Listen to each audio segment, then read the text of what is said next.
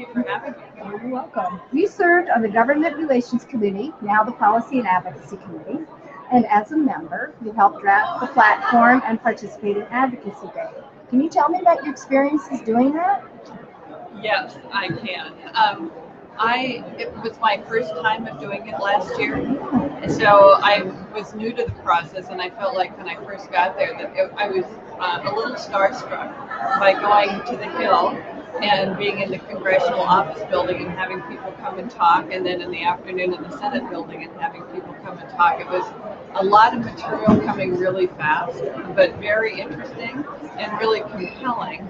And it was more focused on early childhood last year, and since I teach at a community college, I definitely see the connection because I think it starts early, but that's not my area of expertise. So for a long time, I felt like I didn't have much to offer because I don't know that area very well. But as it turned out, since I have a background in technical writing, I was helpful in the drafting stage and making things a little more concise. Okay. Um, when you went on the Hill, how did you feel talking with the different staff members, or did you actually talk to an elected representative? On Advocacy Day. Yes. Yeah, that was very interesting too, but it was during a snowstorm, so most people were gone. And the people that I had scheduled were gone, and I went along to a couple of others. And we talked to the staff people who were very young and very informed and very friendly. So it was really, I think it makes a difference what we do. I learned a lot from that experience. How would you encourage other educators to come to Advocacy Day? What would you tell them why they should come?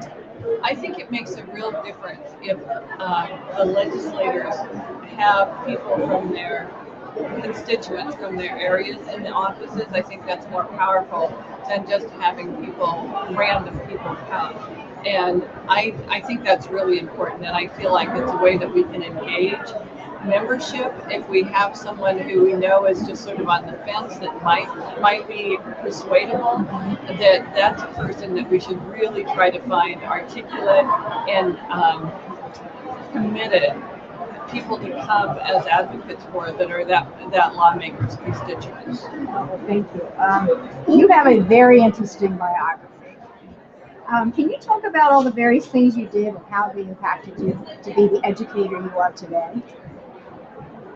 Well, I started out right after high school in the legal secretarial program that I dropped out of. So I wouldn't have been part of the completion program, but I did get a job. So for me, that was my success at that time. And I worked as a legal secretary, which of course has been great training to teach writing. And I moved from that to being professional firefighter. Very blue collar, literally too, and then stayed home with my children for a number of years with 3 kids and went back to school late. So I have a lot of empathy for my students who are learning these same things that I remember learning because it hasn't been that long since I was sitting in a classroom, really didn't know how to do it. And I think that makes me a better teacher and more empathetic to what they're going through as students. Thank you. Have you advocated at the university level or the district, local, state level?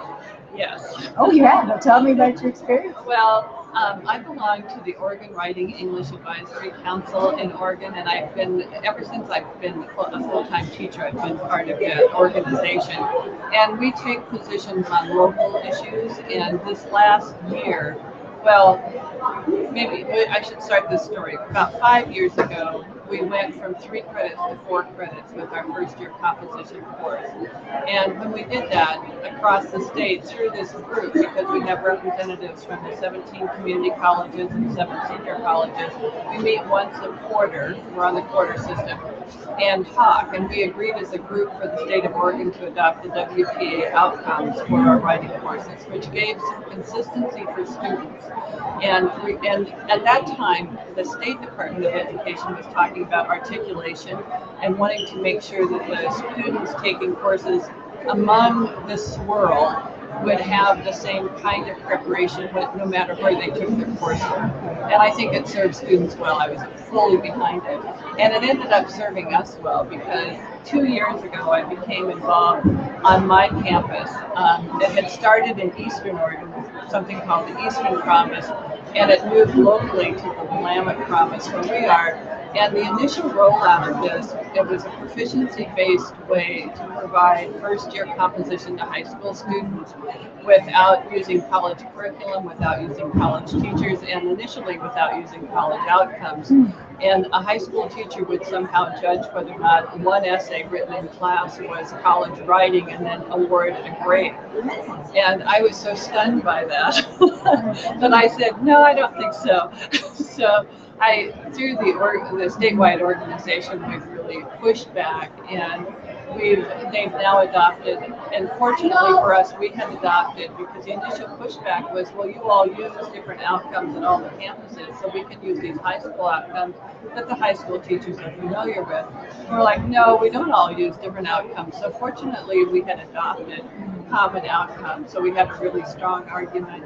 And now they have to provide a portfolio, and now there's a bit more professional learning community, but I still think, and I mean, this is still in process, I still have a hard time believing that in maybe 3 or 6 hours of training that a high school teacher with no graduate level coursework in the area is equivalent to someone with a master's degree in the discipline. So, and I think that it doesn't serve students well. I think that it's a way, I think many students will arrive unprepared because there's no, when they move on in their career. And you did this at the district level, the state level? Both. So, Both, yeah. Certainly within my own college and within the organization, it's the broker for this locally is the Educational Service District, and so working with them to get them to agree to higher standards. And if I hadn't had the statewide organization, they wouldn't have listened to just a solitary English teacher. I mean, I have a pretty loud voice, but I complained immediately on my campus, and my campus was subsequently pulled out of that program. But it's a cash cow, and I'm sure that the resistance, it's expanding. I mean, everywhere. And dual credit's expanding, and I would never want people to think that I'm totally in favor of dual credit, but I think that it needs to, and I'm willing to say, abide by the NACEP standards, the National Alliance of Concurrent Enrollment Partnerships, because they're reasonable. And if it's an equivalent to a college class and students are ready, why not? I think there are some reasons for why not, but I think that that's sustainable and defensible. I think that a proficiency-based system that's so lax, taught by people with absolutely no preparation, it doesn't serve students well, and ultimately won't serve us well. And I think as a taxpayer, I think it's a bad use of my limited education dollars. I can see that. As a board member, you have volunteered your time and expertise to NCTE. So how would you encourage your colleagues to come on board to do the same thing? Since I've been chair of TICA, I've had the opportunity to go around to regional conferences, and it's been the most amazing professional development to attend 3 regional conferences this fall, and now this one. And I learned so much everywhere I go. It's just amazing. The first one I went to was in Grand Rapids, and I went to a session there on how to talk to students who are writing about traumatic events in their writing and how to respond to that. And these wise young teachers have done a lot of research outside of our discipline area and had engaged with psychology and to talk about to know how to respond to that and had some theory behind what they were saying. And I was so impressed with that sort of interdisciplinary approach that on my campus, since I was too lazy to do the research, I asked our psychologists and our counselors to come to our English program and talk to us about it as our English program. So, things like that I never anticipated would come up, but it makes a difference in students' lives when you can respond in a way that is other than, oh gee, that must have been hard. And in Salt Lake this year, I was so impressed with the service learning that they were doing, and I'm not sure where we're going to go with that, but it just broadens one's horizons, and that's the academic part of it. But the personal and professional part of it, I feel like I make connections with people, and it's an amazing experience to work with these high functioning, really smart people who are firing on all cylinders, and to be in a meeting with those folks is just really invigorating. I love it. It's really fun. Good. Are there issues that you would like to see NCTE address?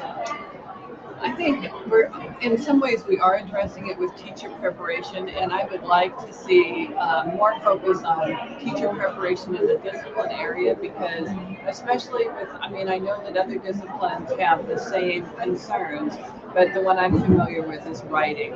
And in Oregon right now, you can get a Master's of Arts in Teaching and teach both at the elementary and secondary level, and there's no requirement for any graduate level work in the discipline area. They want people to come into their programs with a lot of background in literature, very little background in writing required. And I think that the focus, especially with Common Core, is more focusing on writing. And I think that teachers need better preparation for how to teach that. And I don't think that people know how to teach writing just because they've written themselves or they've done some reading. I think that there's some disciplinary knowledge that needs to be added to teacher prep programs.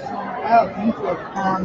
I want to thank you for your time on the board. I understand you're stepping down. Is that correct? No, No, you're still one more year? One more year. Oh, my mistake. Yeah, Okay, well, I have good. 2 years as the 2-year college chair, and then 1 year as past chair. Okay, so what do you hope to accomplish in the next year? My goal, well, we're doing a lot of work. One of the TICA research committees is working on, and they have it ready now, we're reviewing it at our meeting tomorrow, a paper on placement. And since placement is changing across the country and writing programs are dealing with this right now, since the compass is going away and what to replace it with, and spider balance and PARC scores are part of what we're going to consider for placement, and that's a big issue at community colleges. So this placement paper, I'm really proud that we got that work done, and we're going to revise our work on dual credit because of the incredible expansion across the country, and moving it down so that we're offering dual credit to 8th graders, which is, I'm not sure how employable an 18-year-old or a 17-year-old with a 4-year degree in their discipline area will be. I'm not sure that jump-starting the academic part is necessarily going to jump-start the career part. Good luck. Thank you so much, Eva. We appreciate you meeting with us today. Thank you. Okay.